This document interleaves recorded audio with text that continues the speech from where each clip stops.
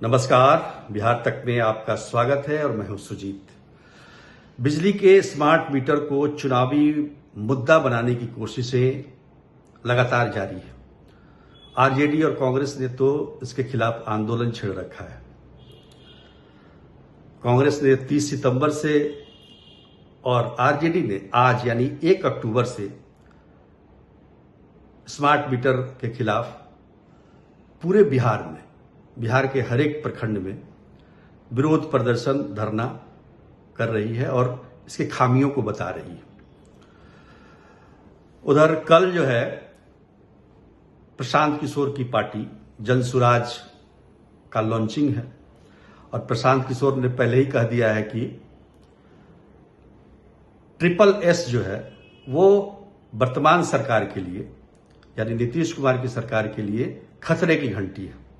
SSS का मतलब हो गया स्मार्ट मीटर, सर्वे जमीन का और शराबबंदी। तो प्रशांत किशोर अगर इसको मुद्दा बनाते हैं तो बात समझ में आती है, लेकिन आरजेडी और कांग्रेस इसको मुद्दा बनाने में लगे हुए हैं तो ये समझ से परे है। वो मैं इसलिए कह रहा हूं कि इन तीनों निर्णयों में कहीं ना कहीं आरजेडी और कांग्रेस भी शामिल रहे हैं। देखिए, बिहार की जो धरती है ये सब कुछ सामने रख देती है, यहां कुछ छिपता नहीं है।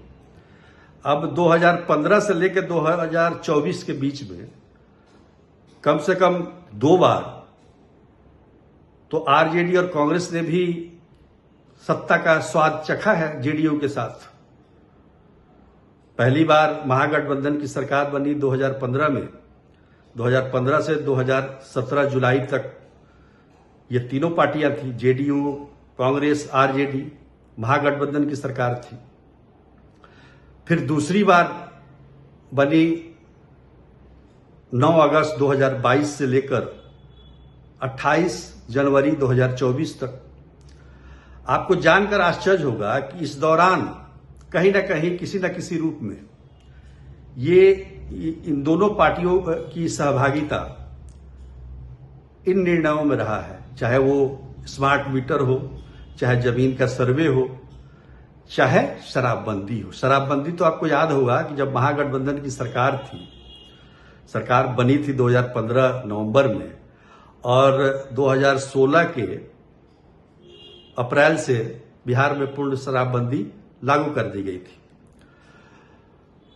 उसी प्रकार से स्मार्ट मीटर की शुरुआत भी 2015 से 17 के बीच में जब महागठबंधन की सरकार थी तो पहली बार स्मार्ट मीटर लगाने की चर्चा हुई थी। और उस समय जो टेंडर हुआ था 35 लाख प्रीपेड स्मार्ट मीटर का, जिसको मिला था वो इंटेली स्मार्ट कंपनी को मिला था 35 लाख स्मार्ट मीटर लगाने का, वो दौर भी महागठबंधन के सरकार के दौरान ही था। उसके बाद आप देखिए कि 2022-23 में जो टेंडर हुआ उसमें 78 लाख स्मार्ट मीटर लगाने का टेंडर निकला था और उस दौरान सरकार किसकी थी? महागठबंधन की सरकार थी बिहार में। तो उसमें भी आप देखिए कि इंटेली स्मार्ट को तो पहले ही मिल गया था, NCCW, अडानी, इनप्रिंट, इन 3 कंपनियों को मिलाकर 78 लाख स्मार्ट मीटर लगाने का जो है वो टेंडर दिया गया था इन कंपनियों को।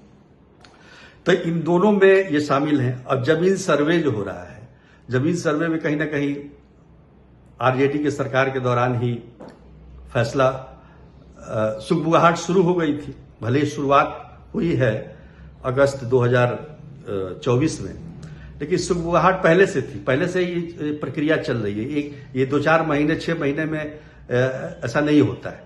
तो कहने का मतलब ये है कि ये इन तीनों निर्णयों में कहीं ना कहीं आरजेडी और कांग्रेस शामिल रही है इस निर्णयों में, और इसके बावजूद वो इसको मुद्दा बनाने में लगे हुए हैं। तो इसको क्या कहा जाए? सबसे बड़ी बात कि देखिए, स्मार्ट मीटर लगाने में कोई दिक्कत नहीं है। दिक्कत यह है कि बिहार की जो गरीब जनता है वो पहले क्या होता था कि मीटर बिल आया और बिल के बाद वो जमा किया जाता था उसको। उसमें कुछ देरी भी हो गई तो कोई दिक्कत नहीं है, कह सुन के लाइन को बचाया जा सकता, बिजली के कनेक्शन को बचाया जा सकता था।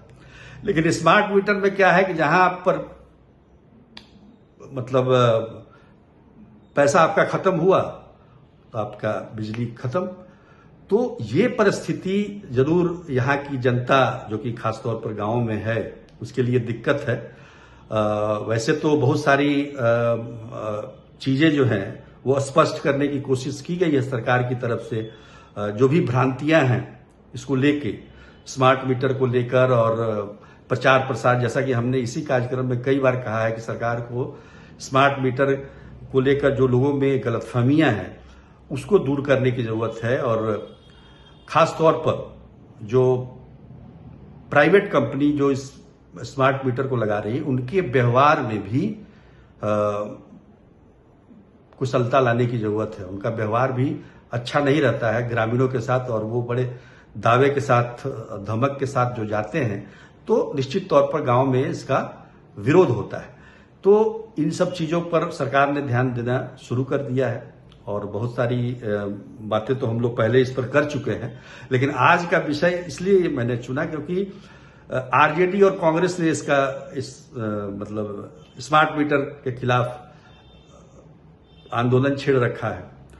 और चूंकि ये जनता के हित में है, जनता चाहती है कि जनता तो बहुत कुछ चाहती है, लेकिन बिना रेवेन्यू दिए, बिना राजस्व दिए, बिना बिजली का बिल चुकाए आप बिजली नहीं प्राप्त कर सकते हैं। वैसे तो आरजेडी ने कहा है कि उनकी सरकार अगर आती है तो 200 यूनिट बिजली फ्री में दिया जाएगा। लेकिन अगर सरकार आती है तो जनता को ऐसे वादे लुभावने लग सकते हैं।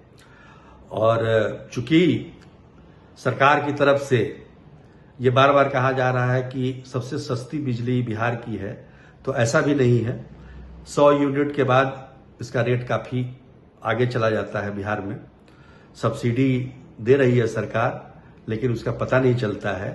तो निश्चित तौर पर अगर इसको, स्मार्ट मीटर को मुद्दा नहीं बनाना है, बनने देना है सरकार को, तो सरकार को इस पर विचार करने की जरूरत है।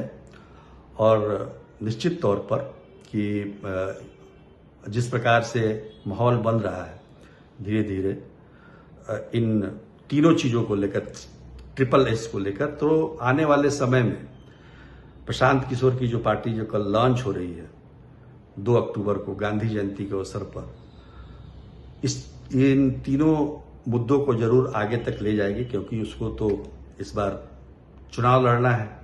2025 के विधानसभा चुनाव में 243 सीटों पर लड़ना है।